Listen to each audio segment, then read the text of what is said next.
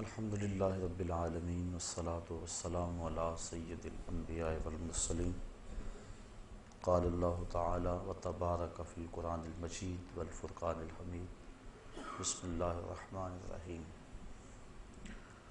قل ان کان آباؤکم وابناؤکم واخوانکم وازواجکم وعشیرتکم واموال اقترفتموها وتجارة تخشون کسادها ومساکن ترضونها احب الیکم من اللہ ورسولہ وجہاد فی سبیلہ فتربصوا حتی یاتی اللہ بامرہ واللہ لا یہدی القوم الفاسقین۔ صدق اللہ مولانا العظیم وصدق رسولہ النبی الکریم الرؤوف الرحیم۔ اللہم نور قلوبنا بالقرآن وزین اخلاقنا بالقرآن وادخلنا الجنة بالقرآن ونجنا من النار بالقرآن۔ قال اللہ تعالی وتبارک فی شان حبیبہ مخبرا وعامرا ان اللہ وملائکتہ یصلون علی النبی یا ایہا الذین آمنوا صلوا علیہ وسلموا تسلیما۔ الصلاۃ والسلام علیک یا رسول اللہ وعلی آلک واصحابک یا محبوب رب العالمین۔ الصلاۃ والسلام علیک یا رسول اللہ وعلی آلک واصحابک یا راحت العاشقین۔ تمام حمد و ثنا، تعریف و توصیف اللہ جل مجدہ الکریم کی ذات پاک کے لیے، جو خالق کائنات بھی ہے اور مالک شش جہات بھی۔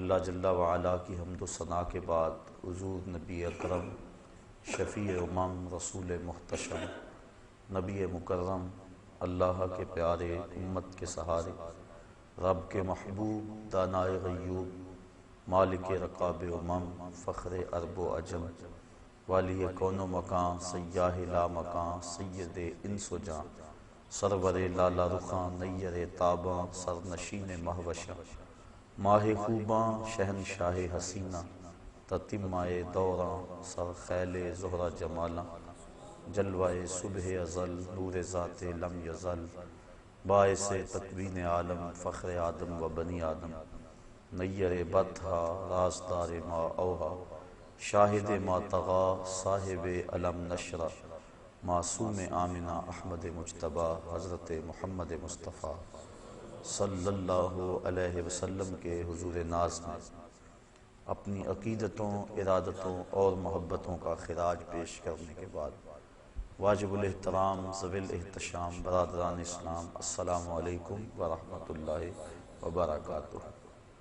سورہ توبہ کی آیت نمبر 24 آپ کے سامنے تلاوت کرنے کا شرف نصیب ہوا، اور اسی کے ضمن و ذیل میں کچھ باتیں آپ کے گوش گزار کروں گا۔ اللہ تعالیٰ میری زبان پہ کلمۃ الحق جاری فرمائے۔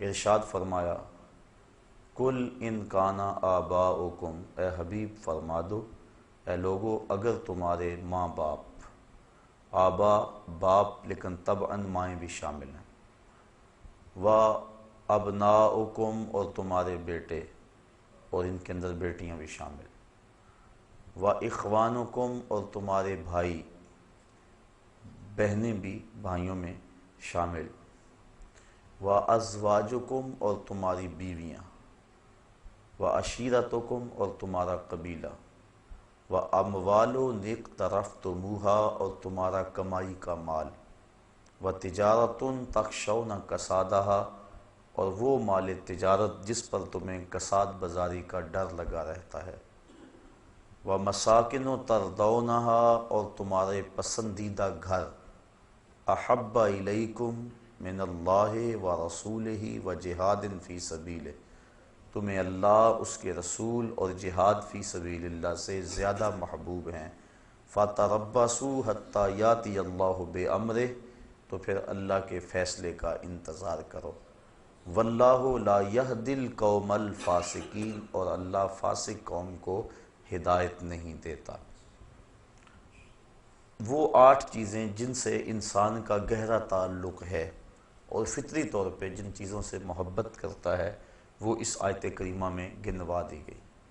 تمہارے ماں باپ، تمہارے بیٹے بیٹیاں، تمہارے بہن بھائی، تمہاری بیوی، تمہارا قبیلہ، تمہارے مال، تمہاری تجارت اور تمہارے پسندیدہ بنگلے، یہ 8 چیزیں گنوا کر کہا کہ یہ تمہیں اگر اللہ جل شانہ، اس کے رسول کریم صلی اللہ علیہ وسلم اور جہاد فی سبیل اللہ سے زیادہ محبوب ہیں تو پھر اللہ کے عذاب کا انتظار کرو۔ ان 8 چیزوں کی محبت کی نفی بھی نہیں کی، کیونکہ ان چیزوں سے جو انسان کا تعلق ہے وہ فطری ہے، اور فطرت اللہ کی تخلیق کرتا ہے، لہٰذا اللہ تعالیٰ نے انسان کی اس فطرت کو کچلنے کا حکم نہیں دیا۔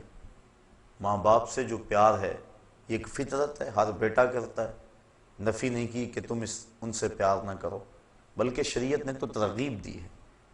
حضور ارشاد فرمایا کہ جو ماں باپ کو محبت کی نظر سے دیکھ لیتا ہے اللہ اسے مقبول اور مبرور حج کا ثواب عطا فرماتا ہے۔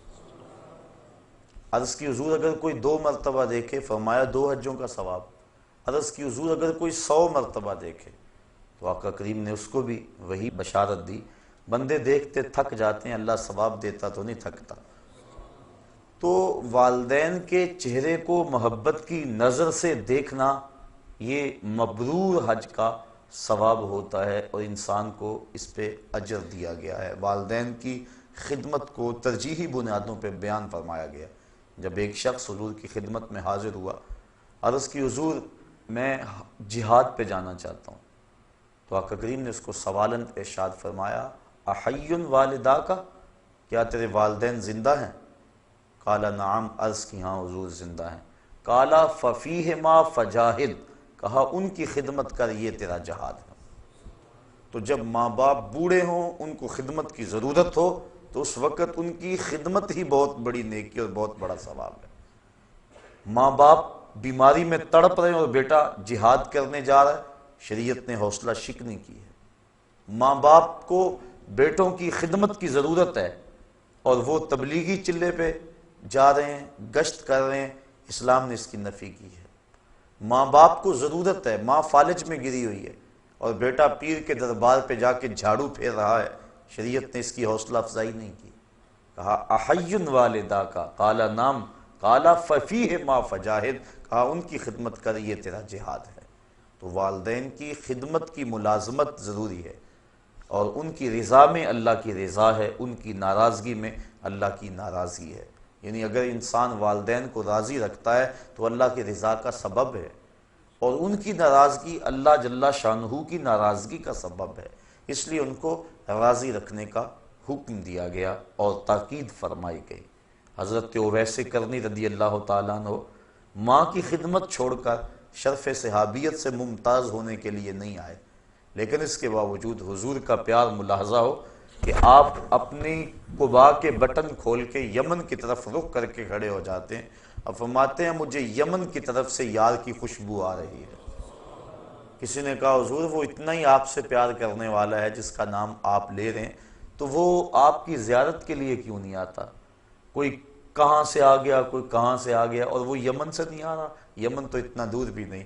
فرمایا اس کی بوڑھی اور نابینا ماں ہے جس کی خدمت اسے میرے حضور آنے سے روکے ہوئے، اور پھر بلکہ صحابہ کو فرمایا اویس بن عامر کو ملنا، اس کی نشانیاں بیان کی، اور فرمایا جب اس سے ملاقات کرو تو میری امت کی بخشش کی دعا کا کہنا۔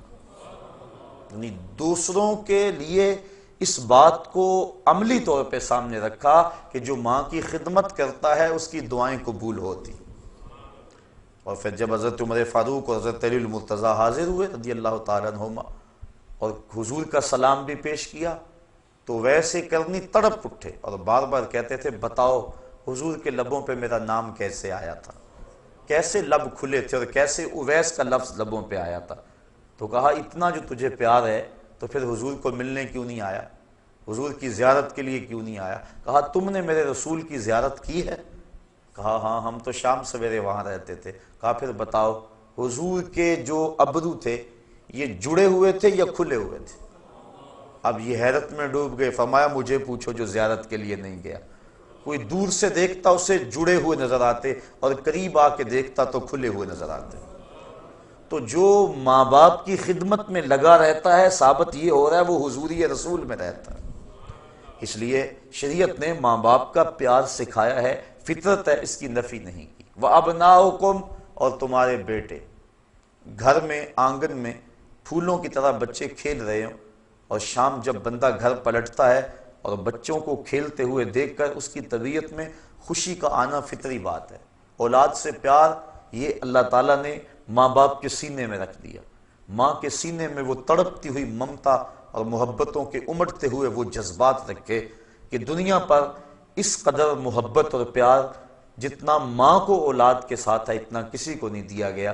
تو یہ فطرت ہے، اور اسلام فطرت کے خلاف جنگ نہیں کرتا، تو نفی نہیں کی گئی اس کی، بلکہ آقا کریم نے حضرت امام حسن رضی اللہ تعالی عنہ کا منہ چوما۔ ایک عربی کھڑا تھا، اس نے اس منظر کو دیکھا تو عرض کی حضور اپنی اولاد کا اس طرح آپ منہ بھی چوم لیتے ہیں؟ تو آقا کریم نے جواباً ارشاد فرمایا، اللہ نے تیرے دل سے رحم چھین لیا ہو تو میں کیا کروں۔ تو والدین کا اولاد کے ساتھ پیار یہ فطری ہے، اور اسلام نے اس کی نفی نہیں کی، بلکہ اولاد کی تربیت میں مشغول ہو جانا نفلی عبادت سے بہتر ہے۔ مصلی بچھا کے نوافل پڑھنے سے یہ بہتر ہے کہ اولاد کو آداب دین سکھائے جائیں، ان کو بتایا جائے بیٹا نماز اس طرح پڑھنی ہے، کوئی آئے تو سلام یوں کرنا ہے، مہمان کے ساتھ یوں حسن سلوک کرنا ہے، یہ چیزیں ان کو پڑھانے کے لیے بیٹھ جانا یہ نفلی عبادت میں مشغول ہونے سے بہتر ہے تربیت اولاد۔ تو شریعت نے والدین کے لیے اولاد کی محبت کی نفی نہیں کی۔ وَإِخْوَانُكُمْ، اور تمہارے بھائی اور بہنیں۔ تو بھائی بہنوں کا جو تعلق ہے وہ بھی ایک فطری ہے۔ ایک چار دیواری اور ایک چھت تلے انہوں نے پرورش پائی ہوتی ہے، ایک ماں کی گود میں کھیلے ہوتے ہیں، ایک باپ کی شفقتیں ان کو میسر رہی ہوتی ہیں، ایک چولہے پہ بیٹھ کے چپاتیاں کھاتے رہے اور آپس میں محبت کا اظہار کرتے رہے ہیں۔ تو جو ان کا پیار ہے وہ مثالی ہونا چاہیے۔ اگر آلائشیں پیدا نہ ہو تو اس سے بڑا اور رشتہ دوستی کا اور محبت کا اور کون ہو سکتا ہے۔ یہ تو بدقسمتی ہے ہمارے دور میں کہ یہ جو شریکہ برادری پتہ نہیں کہاں سے آ گئی۔ یہ شریک کا حالانکہ مفہوم یہ نہیں تھا جو ہم نے بنا لی ہے، شریک شرکت سے نکلا ہے، اور شریک کا معنی ہے جو وراثت میں شریک ہے، جو دکھوں غموں اور پریشانیوں میں شریک ہے، جو ہر معاملہ زندگی میں ایک دوسرے کے شریک ہیں، شرکت کرنے والے ہیں، ان کو شریک کہتے ہیں۔ لیکن اب ہم نے شرکت کا مفہوم یہ بنا لیا ہے جو دوسرے پہ طاق رکھیں، دوسرے پہ نظر رکھیں اور اس کی دولت سے، اس کی عزت سے، شہرت سے جلیں، اس کو شریک کہتے ہیں۔ ہم سکی بیٹی کی شادی رچائیں تو یہ فکر لاحق ہو جاتی ہے کہ اگر کھانا کم پڑ گیا، مہمان زیادہ آ گئے، بارات بے تحاشا آ گئی، تو اگر کھانا کم پڑ گیا تو شریکوں کی نظر پڑ گئی، تو یہ اس بات کو ایشو بنا لیں گے اور اس بات کا تمسخر اڑائیں گے، تذلیل کریں گے۔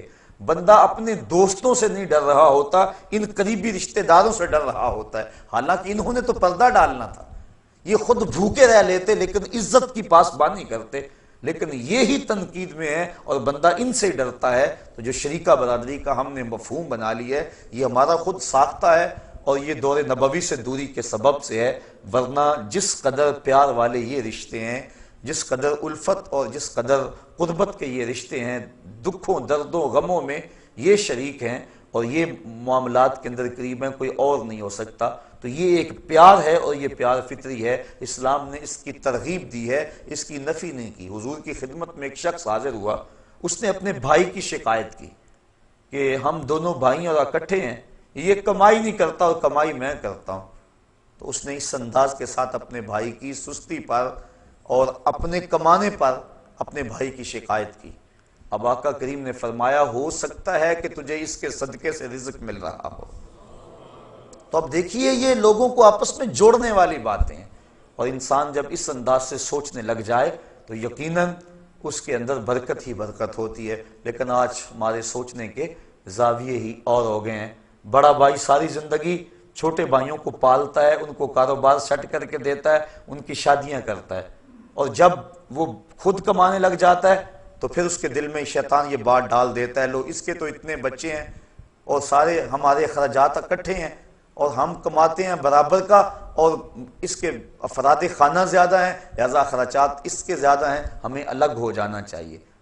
الگ لوگ ہوتے آئے ہیں، میں اس کی نفی نہیں کر رہا اور نہ شریعت نے اس کی نفی کی ہے، لیکن ایسی چھوٹی سوچیں یہ کم از کم ایک مسلمان کو زیبا نہیں ہے۔ تو بھائیوں کا پیار مثالی ہونا چاہیے، شریعت نے اس کی ترغیب دلائی ہے۔ وَأَزْوَاجُكُمْ، اور تمہاری بیویاں۔ بیوی پاؤں کا جوتا ہوتی ہے، یہ زمانہ جاہلیت کی باتیں ہیں، اسلام نے اس کی نفی کی ہے اور بیوی کو محبوبہ کی مسند پہ بٹھایا ہے۔ حضرت سیدہ عائشہ صدیقہ رضی اللہ تعالی عنہا کو حمیرہ کہہ کے حضور پکارتے تھے، حضرت خدیجۃ الکبریٰ کا کثرت سے تذکرہ کرتے، بلکہ حضرت عائشہ صدیقہ رضی اللہ تعالی عنہا فرماتی ہیں ایک دن مجھ سے نہ رہا گیا اور میں نے کہہ دیا حضور آپ اس بوڑھی عورت کا تذکرہ نہیں چھوڑتے، بڑھاپے کی وجہ سے جس کے ہونٹوں کے گوشے سرخ ہو چکے تھے۔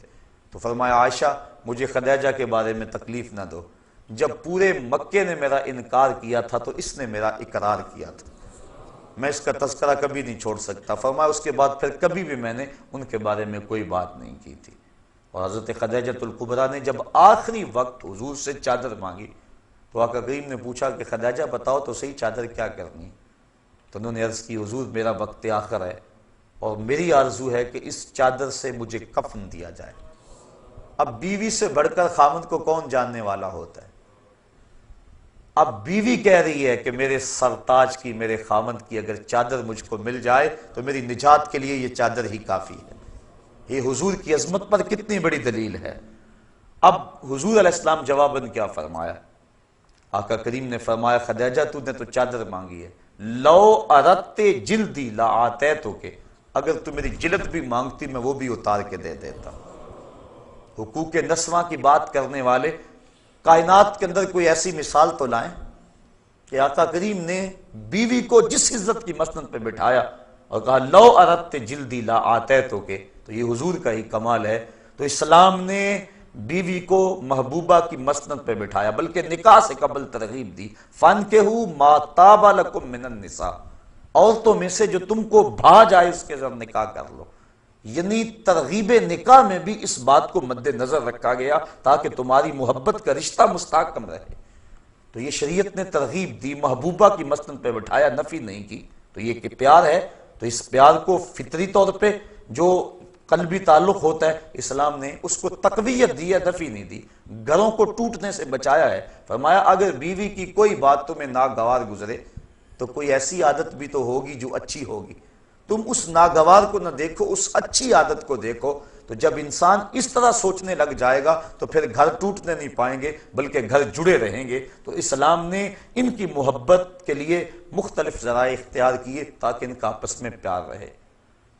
وَعَشِيرَتُكُمْ، اور تمہارے قبیلے، خاندان، جو برادریاں ہیں، برادریوں کی اسلام نے نفی نہیں کی، بلکہ یہ تعارف اور پہچان کے لیے مختلف برادریاں ہیں، لیکن تفاخر کے لیے نہیں ہیں۔ ہمارے دیہاتوں میں یہ جو چودھری کمی کا تصور ہے اسلام نے اس کی بنیادی طور پہ نفی کی ہے۔ کسی غریب، امیر، گورے، کالے اور دولت کی بنیاد پر جو ہے وہ تقسیم ہم نہیں کر سکتے۔ ان اکرمکم عند اللہ اتقاکم، تم میں سے اللہ کے نزدیک عزت والا وہ ہے جو زیادہ متقی ہے۔ برادریاں تفاخر کا باعث نہیں ہیں بلکہ یہ پہچان کے لیے، عرفان کے لیے۔ شریعت نے مساوات کا درس دیا ہے۔ حضور علیہ السلام نے جب اعلان نبوت کیا اور نبوت کا نور گھر گھر پہنچا تو حضرت اسود، اللہ اکبر، حضور کی خدمت میں حاضر ہوئے۔ یہ اسود کہتے عربی میں کالے کو، سخت کالے رنگ کے تھے اور کوئی شخص ان کو اپنے پاس بٹھانے کے لیے تیار نہیں تھا۔ ایک غلام دوسرے کالے رنگ کے، انتہائی جو ہے وہ رنگت میں سیاہی، عرب میں سب سے کالے رنگ کے یہ شخص تھے۔ عرض کی حضور اگر میں اسلام لاؤں تو مجھے کیا ملے گا؟ فرمایا جو ابو بکر و عمر کو ملا وہی تمہیں ملے گا، جو حقوق و فرائض ان کے ہوں گے وہی حقوق و فرائض تیرے ہوں گے، اور اگر جس صف میں وہ کھڑے ہوں گے اسی صف میں تو کھڑا ہوگا، اور اگر اتفاق سے تو پہلے آ جائے اور بعد میں آئے تو اگلی صف میں کھڑا ہوگا، وہ پچھلی صف میں کھڑے ہوں گے۔ کوئی اتھارٹی نہیں ہے کسی کے پاس کہ تجھے اگلی صف سے اٹھا کر پچھلی صف میں کر دیں کہ تو کالا ہے، تو غلام ہے، تیری رنگت میں سفیدی نہیں ہے، تو سرخ رنگ کا مالک نہیں ہے۔ یہ اسلام کا دیا ہوا نظام ہے، یہ اسلام کا دیا ہوا مساوات کا درس ہے۔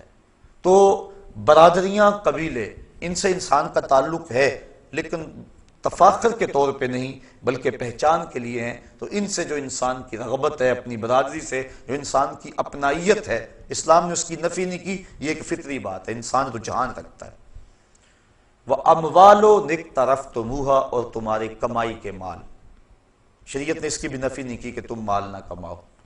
یہ بعض شخصیات یا تنظیمات یا مختلف فکر و فلسفہ دینے والے اس بات کی بڑے زور سے نفی کرتے ہیں کہ مال نہیں ہونا چاہیے، جبکہ شریعت اسلامیہ میں اس کی اس انداز سے نفی نہیں ہے۔ کسی ملک کی یا فرد کی یا قوم کی اگر معیشت ہی نہیں ہے تو وہ قوم کس طرح ترقی کی راہیں حاصل کر سکتی ہے؟ آج آپ دیکھتے ہیں کہ چائنا سپر پاور بننے جا رہا ہے، کیا وجہ ہے؟ صرف اس کی معیشت کو استحکام ہے۔ جب کسی قوم کی معیشت درست ہوگی اور مستحکم ہوگی تو وہ قوم آگے بڑھ جائے گی، اور اس دور کا سب سے بڑا بمپ معیشت ہے۔ اگر کسی قوم کی معیشت نہیں ہے، چاہے اس کے پاس ٹیلنٹ جتنا مرضی موجود ہے، جتنے مرضی اس کے پاس صلاحیتیں موجود ہیں، اس قوم کو کبھی بھی رہنما نہیں مانا جاتا۔ تو معاش ہر دور کے اندر عزتوں کا سبب رہا ہے، معاش کی وجہ سے کسی کو معزز جاننا، اس کی نفی کی گئی ہے، لیکن ہر دور میں تقریباً رہا یہی ہے کہ جس کے پاس دولت کی کثرت ہوتی ہے اس کی رائے کو معتبر سمجھا جاتا ہے اور وہی قیادت کا اہل سمجھا جاتا ہے۔ تو اس لیے معاش پہ قبضہ ہونا اور معیشت کا مستحکم ہونا یہ ضروری ہے، اسلام نے اس کی نفی نہیں کی ہے۔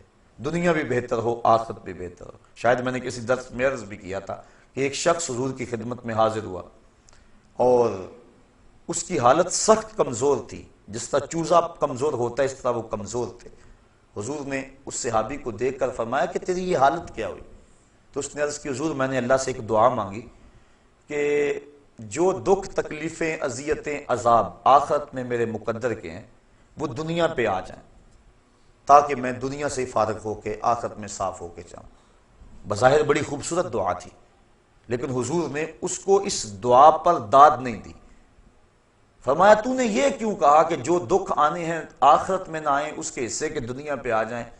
فرمایا تو نے یہ کیوں نہیں کہا ربنا آتنا فی الدنیا حسنۃ وفی الآخرۃ حسنۃ، اے اللہ مجھے دنیا میں بھی بہتریاں دے دے، آخرت میں بھی بہتریاں دے دے۔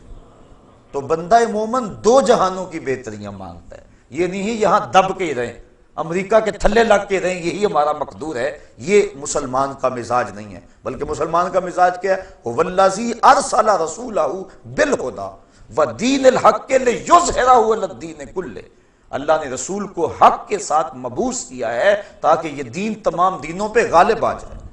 غلبہ اسلام یہ ہمارا خواب ہے، اور اس کی تعبیر کے لیے ہم نے حالات کے مطابق ہر ذریعے کو جو شریعت کے کسی ضابطے سے نہ ٹکراتا ہو اسے اختیار کرنا ہوگا۔ لہٰذا اگر مال کی نفی کی جائے تو زکوٰۃ کہاں ہوگی؟ اگر مال کی نفی کر دی جائے تو حج پر جو استطاعت کی شرط ہے وہ پھر کس کھاتے میں جائے گی؟ اس لیے یہ ذہن دینا قوم کو، یہ سوچ دینی کہ جو ہے وہ مومن کا کیا تعلق مال سے، تجارت سے، کاروبار سے، یہ مسلمانوں کو کمزور کرنے والی بات ہے۔ اور بطور حوالہ میں آپ کے سامنے برطانیہ کی نو آبادیاتی وزارت کا جاسوس مسٹر ہیمفر، جس نے سلطنت عثمانیہ کو توڑنے کے لیے اہم کردار ادا کیا ہے، اس کی یادداشتیں اب مرتب ہو کے چھپ کے آ گئی ہیں، مارکیٹ میں دستیاب ہے۔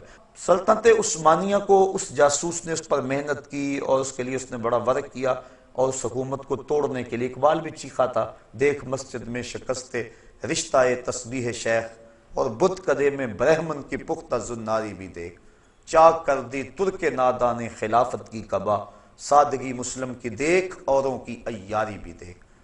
تو وہ جو مسٹر ہیمفر تھا جس نے کام کیا برطانوی نوآبادیاتی وزارت کے جاسوس کے طور پہ یہاں عرب میں، تو اس نے بیان کیا اپنی یادداشتوں کے اندر کہ مجھے 15-16 پوائنٹس پہ کام کرنے کا کہا گیا اور اس پہ میں نے کام کیا۔ ان میں سے 2 چیزیں یہ تھیں کہ مسلمانوں کو یہ ذہن دینا کہ تمہارا کاروبار اور تجارت سے تعلق نہیں ہے، تم اللہ والے لوگ ہو، تسبیح پکڑو اور کسی حجرے میں بیٹھ جاؤ۔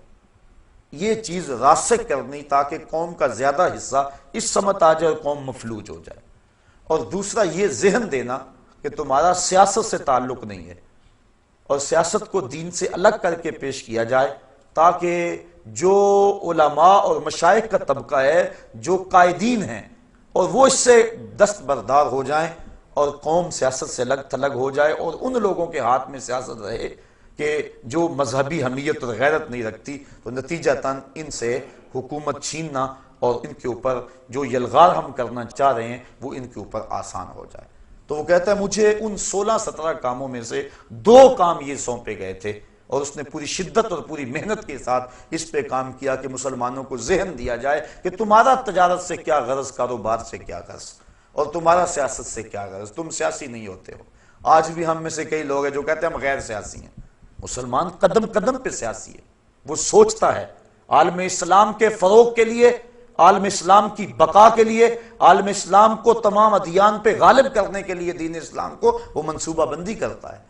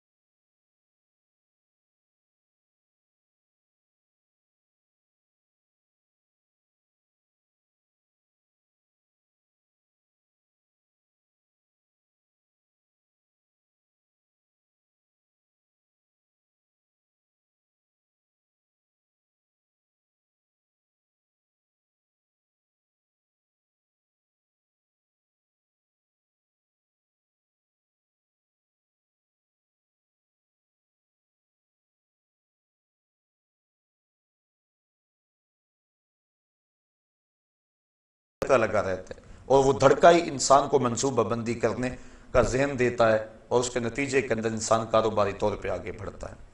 وَمَسَاكِنُ تَرْضَوْنَهَا، اور تمہارے وہ گھر جن کو تم پسند کرتے ہو۔ اپنا گھر، اپنی چار دیواری، یہ بہت بڑی دولت اور بہت بڑی نعمت ہے۔ حضور نے ارشاد فرمایا جس کو 3 چیزیں مل گئیں یہ اس کی خوش بختی سے ہے: اچھا گھر، اچھی سواری اور اچھی بیوی۔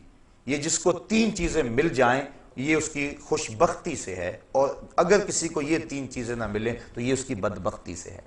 تو اچھا گھر یہ انسان کی آرزو ہے، تو ان سے پوچھو جو کرائے پہ رہتے ہیں، جب مالک مکان کہتا 8 دن کے اندر اندر گھر فارغ کرو، اور جوان بچیاں اب کدھر جائے، آگے مکان مل نہیں رہا، یہ اس سے کوئی پوچھے کہ وہ کس حال میں ہوتا ہے، تو اسلام نے نفی نہیں کی۔ ہاں، گھر ضرورت کے لیے ہو، تفاخر کے لیے نہ ہو، احساس لوگوں کو دینے کے لیے، اپنی ٹھاٹ باٹ کا اظہار کرنے کے لیے، اس کی نفی کی۔ گنبد نما مکانوں کی تعمیر کو شریعت میں ناپسند کیا گیا، لیکن آسودگی کا گھر، ضرورت کا گھر، اس کا حساب نہیں ہوگا، لیکن جو ضرورت سے زائد ہوگا اس کا حساب ہوگا۔ 3 چیزوں کا حساب نہیں ہوگا: ستر عورت کے لیے جو کپڑا پہنا جاتا ہے، دوسرا ضرورت کا مکان، اور تیسرا بھوک کے وقت کھانا اور پینا۔ ان 3 چیزوں کا قیامت کے دن حساب نہیں ہوگا۔ اس کے علاوہ ثم لتسألن یومئذ عن النعیم، ہر نعمت کے بارے میں بندے سے پوچھا جائے گا اور اس سے سوال کیا جائے گا۔ اس لیے ہم اپنی جو ضرورت ہے اس کو پورا کر لیں، نہ یہ ہے کہ ہم ظاہری ٹھاٹ باٹ کے لیے جو ہے وہ حدود بھی پھلانگ جائیں تو قیامت کے دن پھر اس کے حساب میں جکڑے جائیں۔ حضرت غوث اعظم نے جو مکان کے حوالے سے بات کہی ہے وہ اس طرح کے مکان کے بارے میں کہی ہے۔ فرمایا مکان بنا رہا ہے، بسیں گے اور حساب تو دے گا۔ تو شریعت نے جو ہے وہ مکان کی نفی نہیں کی، اس کے انداز کی نفی کی۔ حضور نے خود حجرات تعمیر کیے تھے ازواج کے لیے، لیکن وہ اتنے اونچے نہیں تھے، بلکہ زمین پہ کھڑے ہو کے ان کی چھت کو ہاتھ لگ جاتا تھا۔ تو شریعت نے اس کی نفی نہیں کی مکان کی، اس کے انداز کی نفی ہے۔ اب فرمایا یہ 8 چیزیں تمہیں محبوب ہے، دوبارہ سن لے۔ قُلْ إِنْ كَانَ آبَاؤُكُمْ وَأَبْنَاؤُكُمْ وَإِخْوَانُكُمْ وَأَزْوَاجُكُمْ وَعَشِيرَتُكُمْ وَأَمْوَالٌ اقْتَرَفْتُمُوهَا وَتِجَارَةٌ تَخْشَوْنَ كَسَادَهَا وَمَسَاكِنُ تَرْضَوْنَهَا، تمہارے ماں باپ، تمہارے بیٹے، تمہارے بھائی، تمہاری بیویاں، تمہارے مال، تمہاری تجارت، تمہارے پسندیدہ بنگلے اور تمہارے قبیلے، یہ 8 چیزیں احب الیکم تمہیں زیادہ محبوب ہیں، من اللہ و رسولہ و جہاد فی سبیلہ فتربصوا حتی یاتی اللہ بامرہ، اگر اللہ اس کے رسول کریم اور جہاد فی سبیل اللہ سے تمہیں یہ 8 چیزیں زیادہ محبوب ہیں تو پھر فرمایا اللہ کے عذاب کا انتظار کرو، اور اللہ فاسقوں کو ہدایت نہیں دیا کرتا۔ اب ان 8 چیزوں سے جو تعلق ہے اور محبت کا جو رشتہ فطری ہے، اسلام نے اس کی نفی کیے بغیر موازنہ کا حکم دیا کہ تم ایک پلڑے میں ان 8 چیزوں کی محبت رکھ لو، اور ایک پلڑے میں اللہ اور اس کے رسول کریم کی محبت کو رکھو، جہاد فی سبیل اللہ کی محبت کو رکھو، اور پھر وزن کرو۔ اگر جہاد فی سبیل اللہ، رسول کریم اور اللہ جل شانہ کی محبت کا پلڑا وزن پہ ہے، اور یہ اس مقابلے میں کوئی حیثیت نہیں رکھتی 8 چیزیں، تو پھر تشکر کے سجدے کرو کہ مالک کی کرم نوازی ہو گئی۔ لیکن اگر یہ چیزیں آگے ہوں اور اللہ اس کے رسول اور جہاد فی سبیل اللہ یہ پیچھے چلے جائیں، تو پھر اللہ فرماتا ہے میرے عذاب کا انتظار کرو۔ اب میں اور آپ نے اپنے آپ کو اپنے ضمیر میں خود عدالت لگا کے ترازو گاڑ کے ہم دیکھ سکتے ہیں کہ ہم کس سمت ہیں اور ہمارا وزن کس پلڑے میں جاتا ہے۔ زبان سے دعویٰ کر لینا، کہہ لینا یہ آسان کام ہے، لیکن جب کبھی انسان کو آزمائش کا موقع انسان پر آئے اس وقت اس کی پرکھ ہوتی ہے۔ اقبال کہتا ہے جہاں میں تو کسی دیوار سے نہ ٹکرایا، کسے خبر کہ تو سنگ خارا ہے یا کہ زجاج۔ جب تک تو دیوار سے نہیں ٹکرائے گا کیسے پتا چلے گا کہ تو سخت پتھر ہے یا کہ شیشہ ہے؟ جب دیوار سے ٹکرائے گا تو پتا چلے گا کہ تو کیا ہے، شیشہ ہے یا پتھر ہے۔ جب تک بندہ امتحان گاہ میں نہیں آتا اتنی دیر تک تو نہیں پتا چلتا، جب امتحان گاہ میں آتا ہے اس وقت پتا چلتا ہے کیا ہے۔ ویسے تو ہر چمکتی چیز سونا نظر آتی، لیکن جب ٹکسالی میں ڈالا جائے پھر پتا چلتا ہے سونا ہے یا پیتل ہے۔ اب میں اور آپ امتحان گاہ میں اپنے آپ کو کھڑا کر کے دیکھیں کہ اس وقت جب مصیبت بن جائے، ایک طرف اللہ اس کے رسول اور جہاد فی سبیل اللہ ہوں اور دوسری طرف یہ رشتے ہوں اور موازنہ کرنا پڑ جائے، اس وقت ہم کس سمت ہوتے ہیں۔ ایک سادی مثال لے لیتے ہیں، شادی کا موقع تھا، افراد خانہ نے کہا اتنی دیر تک مزہ تو نہیں آئے گا جتنی دیر تک نیم برہنہ لباس میں رسم حنا کے نام سے بے حیائی کا مظاہرہ نہیں ہوگا۔ اب بندہ پریشان ہو گیا، کیا کروں؟ ایک تو وہ ہیں جو پریشان ہی نہیں ہوتے، وہ تو موازنہ نہیں نہ کرتے، چھوڑو ان کی۔ بندہ پریشان ہو گیا، اب کیا کروں؟ بیٹیاں کہہ رہی ہیں، بیٹوں کی بھی رائے یہی ہے، بیوی بھی اسی پلڑے میں وزن دیتی ہے۔ بوڑھی ماں سے پوچھا، باپ سے پوچھو نا کیا کریں؟ بیٹا بچوں کی بات ماننی پڑتی ہے، نیا زمانہ آ گیا، ہم تو پرانے ہو گئے۔ اب برادری نے بھی کہا کہ تو الگ ہونا برادری سے، یہ تو سب کے رسوم و رواج ہے، تو کو الگ نہیں آیا ہے۔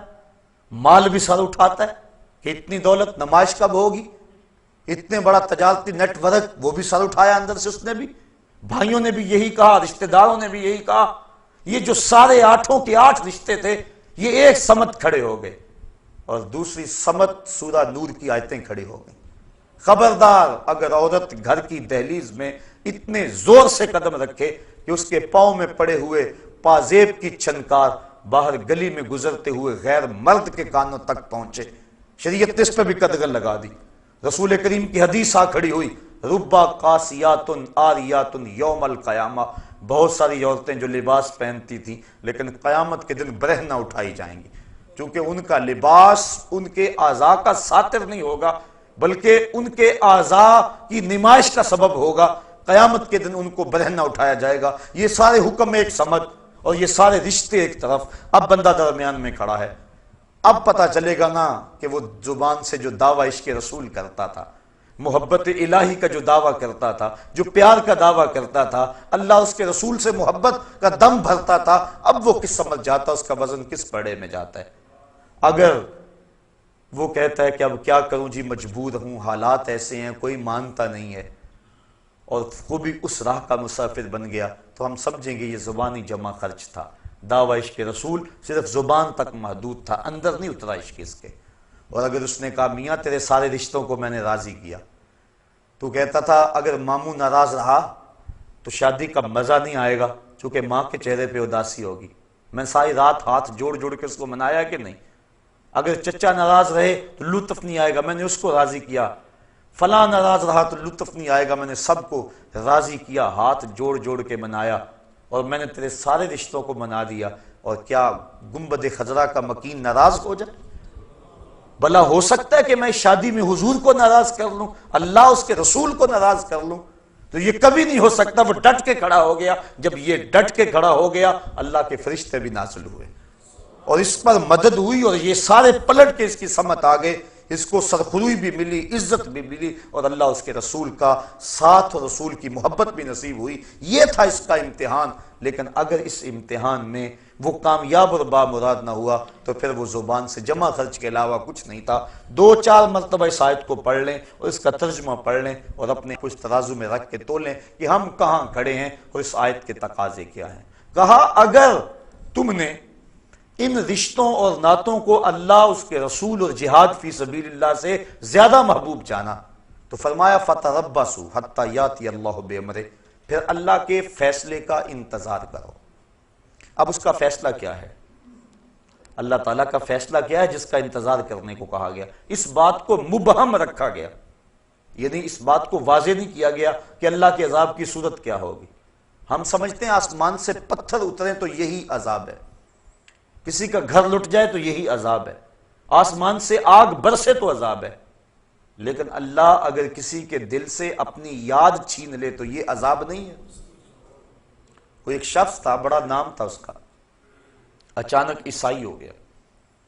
لوگ علماء بالخصوص اس کے پاس پہنچے تاکہ اس کو سمجھائیں کہ عیسائیت کی کس قدر نے تجھے متاثر کیا اور اسلام سے تو کیوں دور ہو گیا۔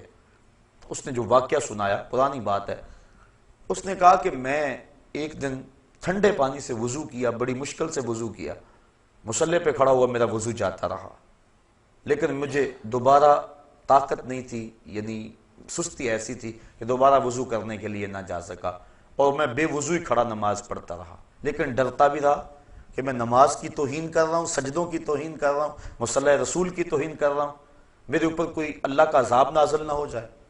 میں نماز پڑھتا بھی رہا اور اس ڈر میں بھی رہا۔ ساری نماز مکمل ہوگی، جب سلام پھیرا اتنے وقت تک میرے اوپر کوئی عذاب نہیں آیا تھا۔ میں نے کہا اسلام تو دین ہی سچا نہیں ہے۔ میں نے اسلام کو چھوڑا اور عیسائیت کو قبول کر لیا کہ میں نے توہین کی، مصلی رسول کی، اور میرے اوپر کوئی عذاب نہیں آیا، لہٰذا اسلام دین سچا نہیں۔ یہ تھا میرے عیسائی ہونے کا سبب۔ تو علماء نے کہا تو سمجھتا ہے میرے اوپر عذاب کوئی نہیں آیا، اس سے بڑا عذاب اور کیا ہو سکتا ہے؟ اللہ نے اپنا دین چھین لیا، اس سے کیا بڑا عذاب ہو سکتا ہے؟ اس نے اپنا دین چھین لیا تجھ سے۔ تو اب ذرا غور کیجئے، اللہ کسی سے اپنا دین چھین لے اور توفیق حق سلب کر لے تو اس سے بڑا عذاب کیا ہو سکتا ہے؟ تو اب فرمایا اگر تم ان رشتوں کو، ان چیزوں کو، ان 8 چیزوں کو اللہ جل شانہ، اس کے رسول کریم اور جہاد فی سبیل اللہ سے زیادہ محبوب جانو گے، فتربصوا، پھر انتظار کرو، حتی یاتی اللہ بامرہ، کہ اس کا فیصلہ آ جائے۔ آگے فرمایا واللہ لا یہدی القوم الفاسقین، اللہ فاسق قوم کو ہدایت نہیں دیتا۔ کیا مطلب؟ وہ ہدایت کے جو اسباب ہیں ان سے صرف نظر کر جاتے ہیں۔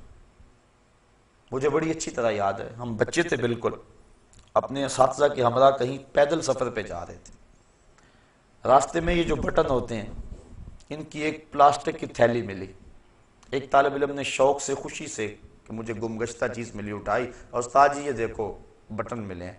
مان لگے بیٹا پھینک دو، مالے لکتا ہے 6 ماہ تک کہاں اس کا مالک تلاش کرتے پھرو گے۔ بٹن پھینک دیے گئے، لیکن استادوں نے ٹھنڈی آ بھری۔ ہم نے پوچھا کیا ماجرا ہوا؟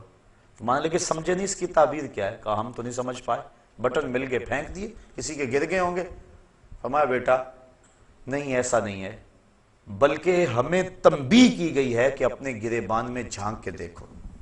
یہ جو ہمیں راستے سے اچانک بٹن ملے ہیں تو اس کا مطلب یہ ہمیں تنبیہ کی گئی ہے کہ ذرا اپنے گریبان میں جھانک کے دیکھو۔ تو جب کسی کو ہدایت ملتی ہے تو ایسے معمولی واقعات سے مل جاتی ہے، اور جب ہدایت نہیں ملتی 1,00,000 انسان زمین میں دھنس گیا، ملبے اوپر آ گئے اور وہی قبریں بن گئی، پہاڑ ٹکرائے، پلازے کے پلازے زمین میں جذب ہو گئے، اور موت کا وہ جھٹکا، اس کی کھٹک ہمارے مکانوں، ہمارے محلوں اور کوٹھیوں تک بھی پہنچی۔ ایک جھٹکا اور لگ جاتا ہمارا بھی وہی حال ہونے والا تھا۔ لیکن اتنے انسانوں کی چیخیں، سسکیاں، آہیں، رونا، اور ان کا قبر میں بے گور و کفن اور جنازے کے بغیر دفن ہو جانا، یہ ہمارے ہلانے کے لیے کچھ سبب نہ بنا، اور ہم جہاں تھے وہیں رہے، پوری قوم ایک انچ بھی نہ سرک سکی اپنی جگہ سے۔ تو جب انسان اللہ، اس کے رسول اور جہاد فی سبیل اللہ سے جو ہے ان رشتوں کو ترجیح دیتا ہے، اللہ فرماتا ہے ایک تو میرا عذاب کا انتظار کرے، دوسرا ان فاسقوں کو پھر اللہ ہدایت نہیں دیا کرتا۔ بڑے بڑے سامان ہدایت کے آ جائیں لیکن وہ اس سے عبرت نہیں لیتے، بلکہ وہ اسی طرح زندگی گزارتے رہتے ہیں۔ ہم دیکھیں کہیں ایسا تو نہیں ہے کہ ان بدلتے ہوئے حالات کے باوجود بھی ہم عبرت کی راہوں پہ نہیں آ رہے، کہیں ایسا تو نہیں کہ ہمارے یہ رشتے اللہ اس کے رسول سے کہیں محبت میں زیادہ تو نہیں ہیں۔ ہم ضرور اپنے آپ کو دیکھیں، سوچیں، اس پہ تفکر کریں۔ صحابہ کی تو زندگی دیکھیے، ایک صحابی حضور کی خدمت میں حاضر ہوا، بیٹھا، سلام لیا، آقا نے جواب نہیں دیا، بڑا پریشان ہوا، عرض کی حضور مجھ سے کون سی غلطی ہو گئی کہ آپ نے میرے سلام کا جواب نہیں دیا؟ حضور کا ناراض ہو جانا صحابہ پر قیامت سے کم نہیں تھا۔ سورہ توبہ اٹھاؤ، حضرت کعب بن مالک سے ناراض ہو گئے حضور، غزوہ تبوک میں یہ 3 صاحب پیچھے رہ گئے تھے۔ سورہ توبہ میں تفصیلی واقعہ موجود ہے، اللہ ارشاد فرماتا ہے زمین وسیع ہونے کے باوجود ان پر تنگ کر دی گئی۔ کہتے میں حضور سے سلام لیا، حضور جواب نہ دیا، میں صحابہ کی طرف آیا، انہوں نے منہ پھیر لیے، بڑا پریشان ہوا، گھر آ گیا کہ بیوی سے جا کے کہانی سناؤں گا، لیکن بیوی دوسری سمت منہ کر لیا، میں نے بولا، اس نے بات نہ کی۔ میں نے کہا تجھے کیا ہوا؟ کہا سنا ہے اللہ کے رسول تجھ سے نہیں بولتے۔ اجڑ گیا، دل اجڑ گیا، بچے بھی نہیں بول رہے۔ کہتے ایک دن میں بازار سے گزر رہا تھا، مجھے کسی شخص نے کاغذ کا ٹکڑا دیا، میں نے اس کو کھول کر دیکھا تو کسی قبیلے کے سردار کا رکا تھا، اس میں لکھا تھا میں پتا چلا ہے کہ تیرا نبی تجھ سے ناراض ہو گیا، تو تو بڑا قابل اور باصلاحیت آدمی ہے، تو ہمارے پاس آ جا، ہم تجھے عزت دیں گے، وقار دیں گے، تجھے منصب دیں گے۔ کہتے ہیں کہ مجھے غصہ آیا اور میں نے کاغذ کو ٹکڑے ٹکڑے کر دیے اور رونا شروع کر دیا، میں اتنا برا ہو گیا ہوں کہ دشمن بھی مجھے اپنا سمجھنے لگے۔ اور پھر سورہ توبہ کی وہ آیتیں نازل ہوئیں، بخشش اور مغفرت کا اعلان ان کے لیے آیا۔ تو حضور کا ناراض ہو جانا صحابہ کے لیے قیامت تھا۔ حضور نے سلام نہ دیا، وہ پریشان ہو گیا، عرض کی حضور کون سی میرے سے خطا سرزد ہو گئی؟